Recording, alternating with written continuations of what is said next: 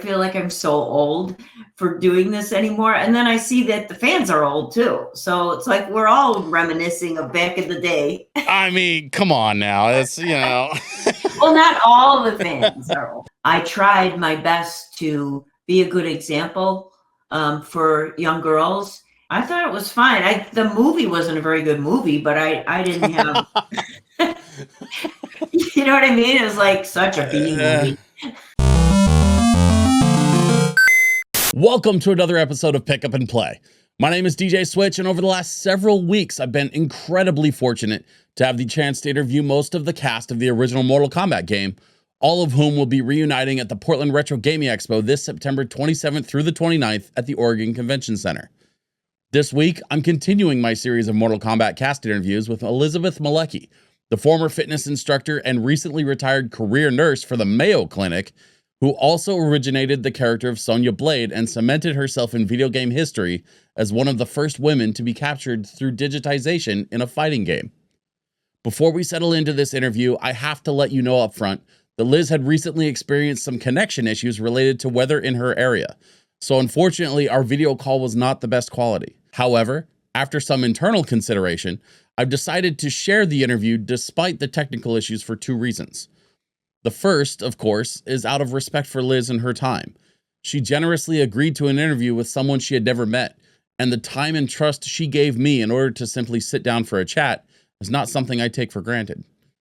The second reason is because in our interview, it became very clear to me that this is a woman whose name will be remembered in video game history discussions long after I'm gone.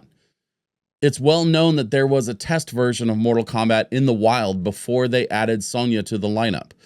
It became quickly apparent to everyone back then who was involved with Mortal Kombat that, like so many other video games of the time, it lacked any representation for women at all. So the whole team went back into the studio and invited Liz to play the role of Sonya. In that process, Elizabeth Malecki became forever tied not only to the franchise, but the very idea that women deserve strong representation in fighting games too. So with that in mind, I'm honored to share with you my interview with Elizabeth Malecki from Mortal Kombat. Liz Malecki from Mortal Kombat, welcome to the show. Thank you so much for being here today. Thank you so much for having me. And just to clarify up front, I'm pronouncing that correctly, right? Malecki? Yeah. Perfect. So, normally what I do is I get to know your background a little bit, and then we talk about how you got to the game, and then we talk about your experience with the game. But I actually have a photo that I want to show you, and I want to get, first of all, your reaction, and second, I was hoping you could tell me a little bit of a story there. So let me show you the photo. I'm going to pull it up now. Can you tell me about this? Yes. That was in London.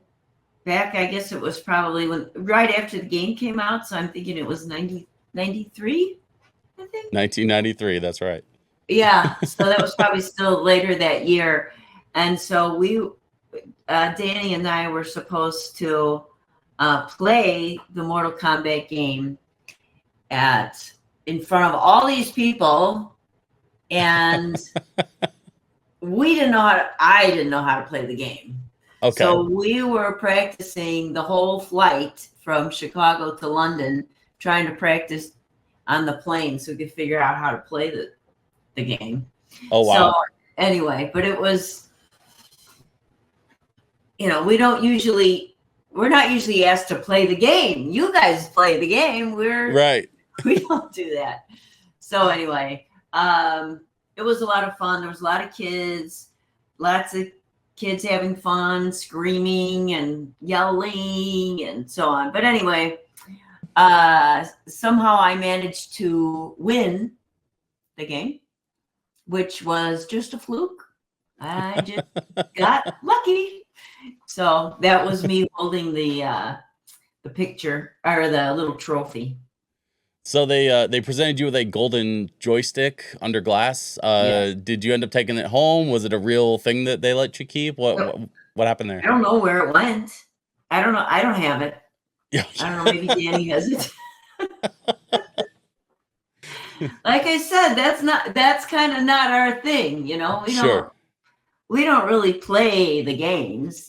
You know, I had a great conversation with Daniel a couple of weeks ago. Hmm. And you know, he described the relationship with the original cast as very much like a sibling relationship. He very much Hmm. considers you a sister. And you know, he talked about the sort of early experience of the game, and his he and his brother had a relationship with Rich, had a relationship with John, and that's kind of the foundation of the game and where it came from. But Hmm. then I want to show you another photo here, which is something that I wasn't expecting to stumble on as I was researching for Yeah. our interview today. Oh boy. There's a picture here, and there's something very important missing from this photo. Yeah, what's up with that? Uh, Apparently this was a test build of the game, and they did a test market thing in a local arcade in Chicago, and it was made very quickly apparent that the representation was a little off. So and then what happened from there? Did they reach out to you? How did they find you? That must have been how I got involved. I didn't even know they had made it had Are you still with me? yesterday. Oh, I see you again. Hi. I guess the internet's not going to play nice with us today. I guess not. It was out But all day yesterday, so I'm glad that oh, it's at working at all. There was a big storm here, and the whole that neighborhood was had the internet out for the entire area. So, yeah, that actually would explain pretty much everything that's been going on with us today. oh yeah, Um, but you know, these things happen. yeah. We'll do our best. You know, I'm so happy to have you, and I'm really excited to talk a little bit more about. So they contacted you to come in. They said, okay, so we definitely need some female representation. We need a strong female character. Who created the character of Sonya? Was that already pretty much put together by the time they brought you in? Yeah, yeah, I believe so. It's Okay. the best of my memory because it was a long time ago. I'm sure it certainly was. Uh, and yeah, I mean, I remember when the game came out when I was a kid. I had it for, I played in the arcades, but I had, my father owned an Amiga store, so I even owned it on the Amiga. I, certainly played it on the Genesis. Hmm. But I remember back in those days, one of the really important conversations that was happening sort of underground but wasn't really happening in the mainstream was this conversation about representation. And watching one of your interviews from last year, I know that there was a very important part of the character for you. Can you tell me a little bit about how important it was to represent Sonya as a strong character and make sure that she could stand on her own with the boys? Well, that's personally kind of been the story of my life because when I grew up as a kid, there was all boys on the street and me, so I was the only girl. So it's the way it's been. I've just been playing, softball, basketball, running bases. I mean, all kinds of things with the guys. So it was Yeah. just kind of the same thing again. Um, but and what exactly did you want to get to? Well, What was your point? I mean, I guess my sort of overarching question here is, as a sole female character in a time when female characters weren't really getting the proper representation in video games, did you feel like there was any pressure to represent women who were being underrepresented at the time, or do you feel in a bigger sense like it was an easy transition for you to move into creating video games and representing that role? It was easy. It was easy to represent the role as I when I got involved with it. Um, the thing that comes to mind when you ask me that is after the game was already famous, I felt it was important to reach out to young girls to be strong and confident. So it was after the game came out that I realized that I had I was in a position to influence others. And so I tried my best to be a good example for young girls. And I even tried to get into the grade schools in the area in Chicago to represent Mortal Kombat as something of a game, as martial arts and being fit and strong and confident. But the environment at the time thought about Mortal Kombat as being violent. Oh my God, it's violent. We can't have someone from Mortal Kombat come to our school. So what I'm saying is that was more when I felt that I was in a position that maybe I could make a very positive difference for girls. And so, but it wasn't well received at the time. I tried, but I couldn't get into schools and girls' organizations because the game was violent. That's how they saw it. Well, we're a little over 30 years on from the game's release. And do you find at this point, this many years later, that, with, worldwide success, it's one of the largest franchises, not just in video gaming, but franchises full stop of all time. Do you feel like the character that you helped create has taken on a completely different role in the sort of like the bigger conversation around video games and media and had that positive impact that you were looking for back then? No, because I actually think it's the opposite. If I'm getting where you're going with this, I think that the Sonya Blade characters since I was Sonya Blade have gotten to be sexier and sexier. The drawings or the games themselves, they're still strong, but I feel like the emphasis is on the Sonya Blade computer generated images to be more voluptuous and so on. Like they seem like they're just very sexually depicted, as well as being strong. But right, I don't know, that's all that but I don't play the game, so I just see them every now and then. But what I have seen, that's kind of the impression that I got. Well, and that answers another one of my questions. Every member of the original cast that I've had on the show so far, I've been asking them, what is your relationship now with the franchise? And it sounds like you don't play a lot of the games. You don't really connect too much with the Mortal Kombat franchise these days. Would you say that's fair? Yeah, not the current trend, I guess. I mean, we go to these different gaming conventions, the Game On Expo and several of them. And so, which is very oriented towards the original couple of Mortal Kombat games. So that's the way in which, we've stayed connected, but in the past games. Well, and of course, that's a big part of the reason why you and I are fortunate enough to have this conversation today. You're, of course, coming to Portland in September, and we're very, very looking forward to having you. Yes, I'm greatly looking forward to that.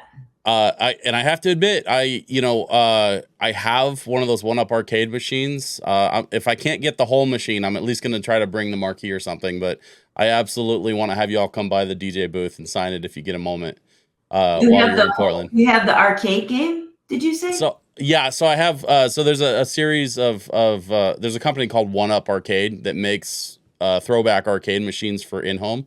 Oh, and they're just a little bit, they're like smaller than full size, but I've seen those. Yeah, so I've got one of those. I'm trying to bring one for my DJ booth, but I'll be spinning records all weekend long, so I won't be able to get away too much. And so I'm looking forward to having you all there and hopefully getting a signature on the arcade machine if you guys have a moment. But I want to move backwards a little bit from before Mortal Kombat. I know I was watching an interview that you were talking about your background as a dancer, and can you tell me a little bit about what sort of led you to looking into booking a role in a video game? Like was your career like before that happened, and what led you to Ed and John? So I was, as you said, I was a dancer, modern dancers, jazz a little bit, and working in Chicago as a dancer. But I made I made a living as a fitness instructor. So Okay. I taught in aerobics classes were all the rage back then. So I worked at Lakeshore Athletic Club, and I taught Okay. aerobics classes there, and that's how I met Danny and the rest of the gang. And so when he got me involved, when he asked me to join, to be another character in the game. Who asked you specifically? I'm sorry, Danny did. Dan Pesina. Oh, okay. Okay. Yeah, and but I was actually not. I just remembered I was taking his martial arts class at the health club that I worked at. So he taught martial arts classes there, and I taught the fitness classes there. And Gotcha. I was taking his martial arts class, and I think that was how I got involved in the game. He asked me if I wanted to be a part of that game, and so that's how it initially got started. So you signed up for this martial arts class at this place where you work. Mm-hmm. And when you signed up for that class, did you think that it was going to lead to something like this? I had no idea, of course. I had no idea. I was just learning martial arts because I want to protect myself in Chicago because it's dangerous. Right. That's all. Yeah, Oh, I had wow. no idea. But it's been great, but I had no idea. So, then let me ask you this: as you got connected through Danny, you go and record for the game gets released. I mean, obviously there was at least one trip to London that was thrown in somewhere along the way. I imagine you've done some other traveling at this point to represent yourself, your character, the original Mortal Kombat games. Traveling with the cast and that sort of thing. Do you find that the fan reception now to you as an original cast member of the game franchise and an originator of that character of Sonya, do you find that the fan reception has been overwhelmingly positive and that continues to be supportive? Oh yeah, it's amazing. It amazes me every time I go to one of these. I just can't believe anybody cares because it was so long ago, and the games are so much better now, technically speaking. But yeah, the reception's always been very positive when I've gone. I haven't been to as many of the conventions, but all the ones that I've been to, the reception's great. It's fabulous. I absolutely love that. Here's what I'd like to do. I'd like to take a quick break. We're going to hear from our sponsor real quick. Okay. And then when we come back, I want to talk a little bit more about the recording process, creating the game, and what some of your experiences were like right up until the game was released. Okay. We'll be right back. Folks, this episode has once again been sponsored by my friends at Vault 31 Bar. Just 10 minutes north of the Portland airport, Vault 31 is a video game themed bar built for absolutely everyone who loves gaming and geek culture. They offer an incredible selection of beverages and signature cocktails alongside tons of PC and console games available to play. Recently, I had a chance to sit down with David from Vault 31 Bar, who provided the latest update on their remodel and their upcoming all-ages cafe space. Our walk-in just got here, which is one of our biggest issues we've had with the bar already, is we just don't have enough cold storage. You were like running out of stuff all the time, and that's because all the time. Yeah, it's the cafe solves a lot of our issues, and our biggest thing is we've outgrown our little fishbowl, so to speak. We did a huge kitchen remodel that we did not anticipate being as successful as it was. Like we created these little burgers, and they're flying out of here. People complain that we run out of stuff too fast, is because we just simply can't store enough of it. And so this fixes that now. And so the popularity of the burgers will hopefully continue, and we'll be able to sling these things out in larger quantities. In addition to being an amazing and welcoming geeky culture space, Vault 31 has also become the home of my monthly Lo-Fi VGM event. And this weekend was our best Lo-Fi evening yet. The Lo-Fi event has been a big hit, and I truly think part of the reason for that success is that I picked the right venue. We've had giveaways courtesy of Kuraga Records, and the team at Vault 31 has even gone so far as to cook up some food specials to fit the theme of the night. If you want to find out more about Vault 31 and what they have going on in the coming months, well, I'll let David tell you the best way to do that. Listen, David, where can people follow Vault 31 Bar on socials? Like, where can people find you? Like, how does that work? We're Vault 31 Bar and everything. Best thing to do is actually just go to vault31bar.com. It's going to link you to our social. It's going to link you to our Discord. We have an awesome Discord community. You'll see updates on there, all kinds of fun stuff. Yeah, head to the website. I know it's a little old school, but that's it's like our link tree or whatever people use nowadays. Thanks, David, and thank you for everything you've done for this show. Now, back to the interview. When you were originally creating the character of Sonya, along with Ed, John, who else was there? Was Dan there when you were? Yeah, Dan was usually the one that was there when I was there, because he was the mastermind, really, of everything.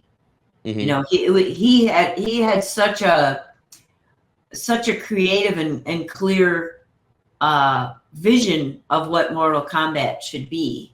Mm-hmm. And so, you know, he was always the one that was kind of leading everything, all the general ideas, you know, it was him. Okay. And we had, I mean, obviously, I've got a photo here with just a little idea of some of your stuff that you recorded for the game way back when. Mm-hmm. And they were going through, obviously, this was just a screen grab from some video clips. But they were going through and kind of walking you through. It looked like just a lot of the different like checklist of things. Like, all right, we need you to jump here. We need you to kick there. We need you to fall over like you just got kicked in the face. That kind of stuff. So, but one thing that I definitely noticed with your footage was that it was very clear by the time they got around to recording your character, the studio had a couple of upgrades.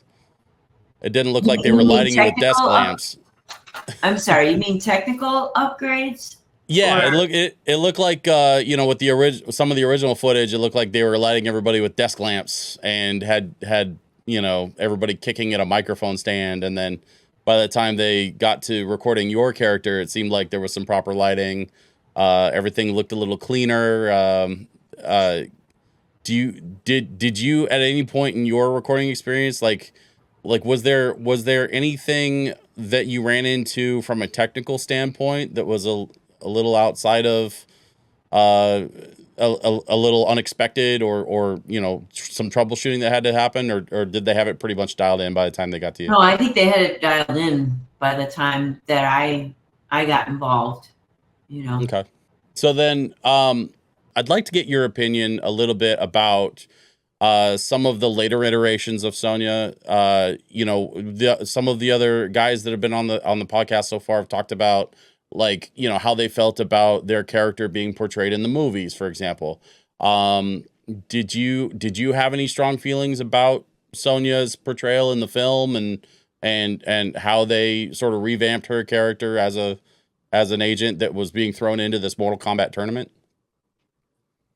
I thought it was fine. The movie wasn't a very good movie, but I didn't have, you know what I mean? It was like such a B movie. So yeah, That I probably didn't even watch the whole thing, but I mean, I saw enough of it, to see that. I mean, that was fine. I mean, I wished I was in it, but whatever. I recently picked up a copy of the Super Mario Brothers movie from the 90s. Mhm. And it just reminded me how much I love those films from that era because it's when I was a kid and not because they're good. Yeah. And I wonder sometimes, because I think, in the case of something like a Mortal Kombat, the game that you were in, the original Mortal Kombat, it's easy to look back at something like that and go, oh, the new games are better, right? We have better technology now. We have better motion capture now. We have all this other, all these advancements in graphics and lighting and everything. But the reality is, at the time, Mortal Kombat was entirely groundbreaking. Not only was it a fun fighting game, but also the idea of capturing real people on motion video and putting that into a game was just like, it wasn't just rare, it was literally unheard of. Right. Do you find now that you've been removed from it for as long as you have been, and sort of, the convention and expo experiences recently notwithstanding, do you find that this is just sort of something in your past, or do you find that it ever comes up in your regular life now, outside of the conventions? Oh yeah, it does come up, and it shocks me because I'm in Arizona now. I've been here for 4 years, and people here didn't know me then. So I'm surprised that somehow it gets found out. I don't know. I don't know. I'm trying to think of how it even. I don't know how it's somehow the information got out here, but I can remember more in Chicago. I was working as a nurse at North. I don't know how it the news got out there either, but one day the x-ray techs were pushing their x-ray machine through the ICU, and it said Mortal Kombat or Sonya Blade or something. It was like, what? Here I am in my scrubs. People are trying to die. I'm trying to keep them alive. And here comes the x-ray machine with Mortal Kombat, Sonya Blade, whatever. in the middle of my shift. So I don't even remember how it came out. I really, really don't. But then all of a sudden, somehow people have found out. Well, now I just remembered here in Arizona, there's a little wine bar. I live in a small town, and there's a wine bar that's kind of like on the old show Cheers, where everybody that goes there kind of knows each other and so on. But everybody knows your name. Yeah. So I met, everybody knows each other there. We chat, and I don't think I've ever brought it up. But then I had one of my friends who was just an acquaintance at the time text me and say, I just saw you on a show about video games on TV. And so she saw me there. And then I think that's how the word got out. She's just watching TV, and she's like, oh, I know her. I don't know exactly what she watched, but I think she said it was a show about video games. I don't know. Probably the Ancient History Channel, for all I know. Those dang video cameras, you just can't get away from them anymore. It's right. So now it's out here in Arizona. Have you found that largely it's been a supportive reception? I mean, is there anybody that not to call anybody out by name, but like just generally speaking, have you run into any kind of challenges from having this rather famous character in your personal history? No, not at all. I mean, I usually feel silly because I'm so old now. I'm like, trying to compare yourself to yourself a long time ago is a little hard on the ego. But so I usually just feel kind of silly that whatever. I feel kind of silly about it most of the time. But there was a time back when I was a nurse at Northwestern where I was talking to one of the male nurses, and all he said that was somewhat negative was just that the new games are better. He goes, I don't play that old Mortal Kombat 1. I like Mortal Kombat, whatever it was at the time, 5 or 6. So that's the only negative thing. Sure.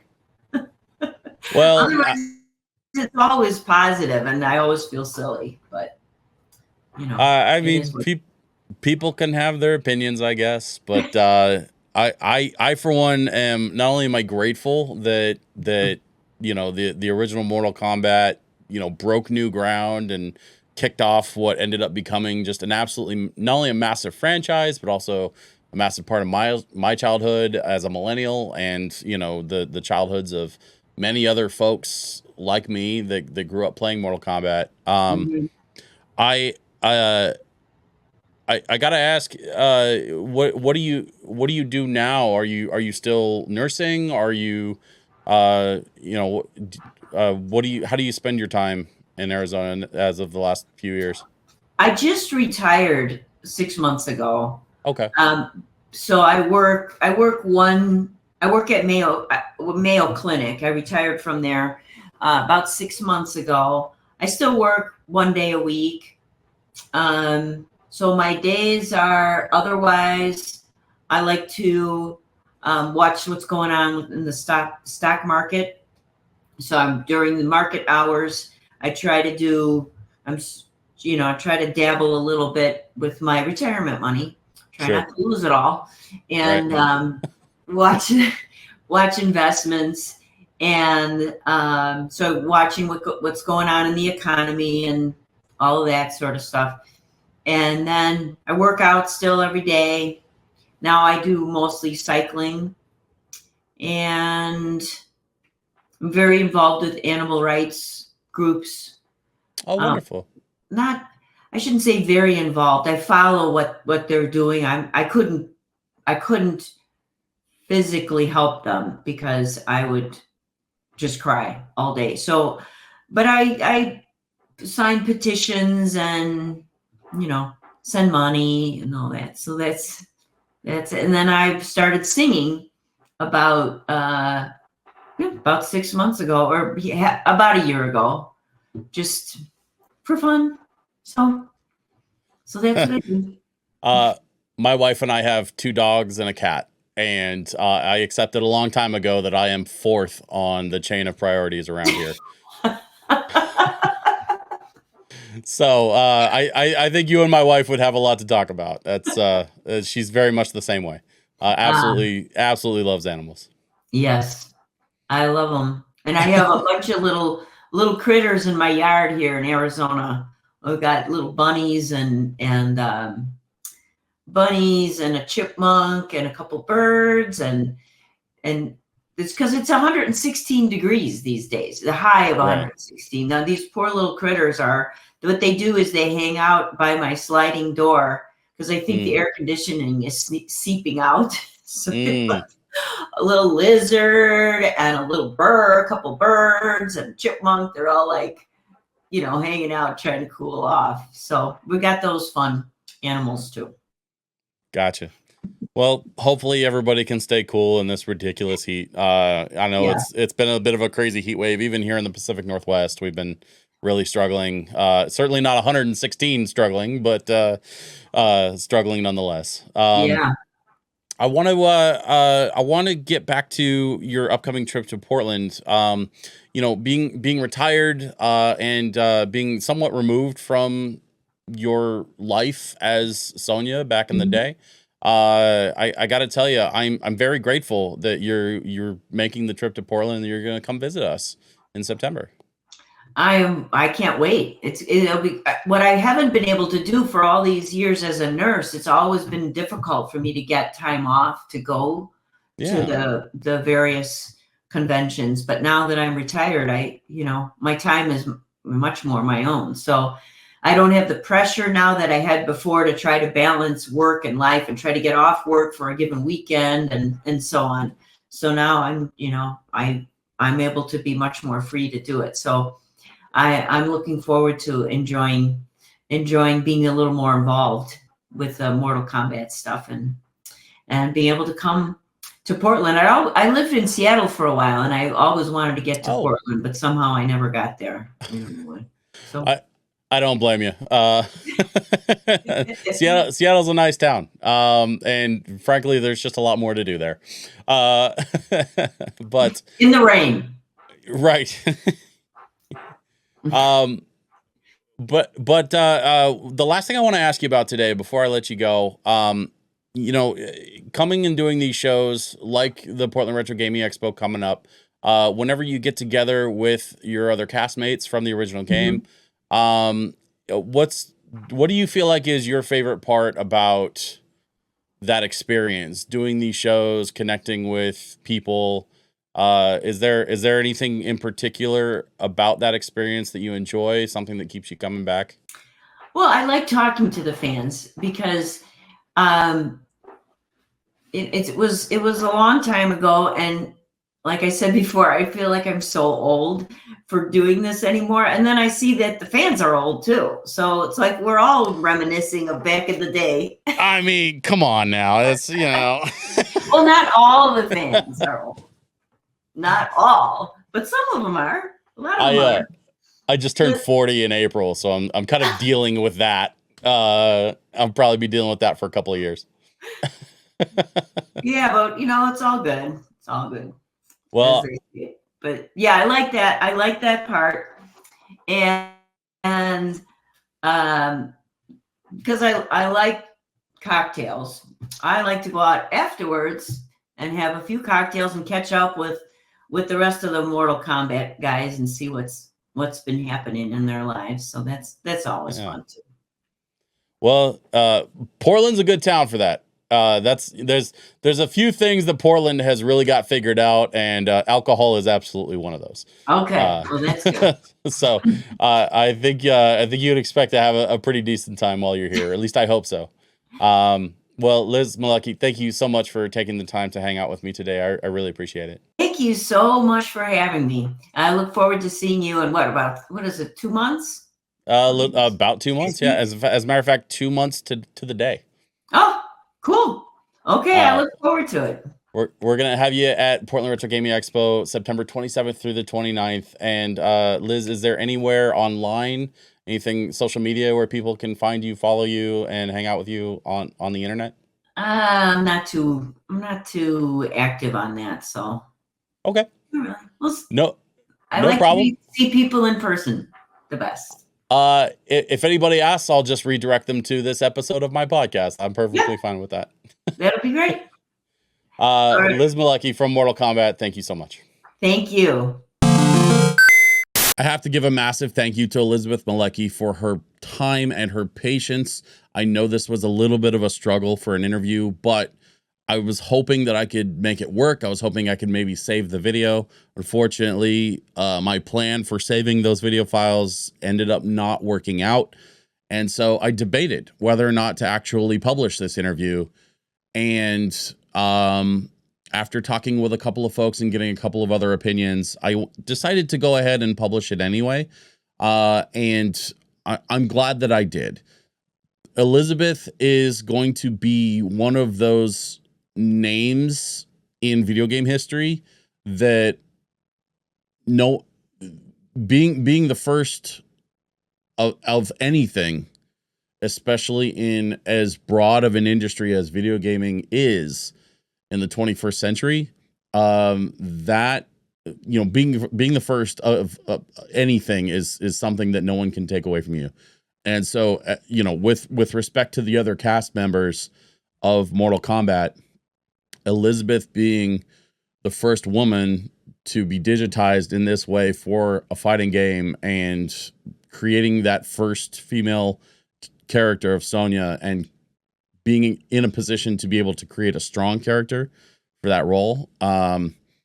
Yeah, this was way too important of an interview for me to just let it go and try to re-record it another time. That being said, if Elizabeth ever wants to come back on the show, she would be absolutely more than welcome.